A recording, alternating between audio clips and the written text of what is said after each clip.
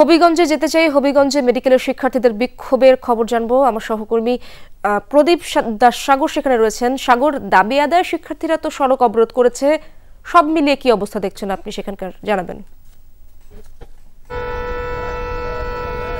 ইশরাত, আসলে শিক্ষার্থীর যে অবরোধ যেটি ছিল সেটি এইমাত্র তারা তাদের অবরোধটি প্রত্যাহার করেছেন। তারা যেটি বলছেন যে যেহেতু পবিত্র রমজান মাসে জনদুর্ভোগের বিষয়টি বিবেচনায় এনেই তারা মূলত এই তাদের যে কর্মসূচি যেটি ছিল সেটি তারা এইমাত্র প্রত্যাহার করেছে। মানে আপনি নিশ্চয়ই দেখতে পাচ্ছেন যে এরই মধ্যে ঢাকা সিলেট মহাসড়কের এই অংশটিতে গাড়ির যে যানজট সেটি তীব্র অবস্থায় রয়েছে এবং পুলিশ চেষ্টা করছেন যেন দ্রুততম সময়ের মধ্যে সেই যানজটটি নিরসন করা যায়।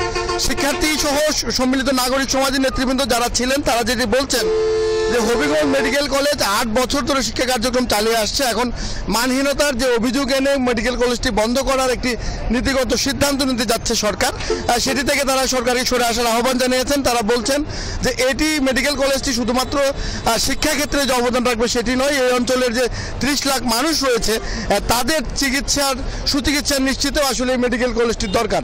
যে কারণে তারা বলছেন যে কোনো মূল্যে তারা এই মেডিকেল কলেজটি হবিগঞ্জে রাখতে চান এবং এর জন্য প্রয়োজনে যদি আরও বৃহৎ কোনো কর্মসূচি দিতে হয় তাহলে তারা সেদিকেও যাবেন।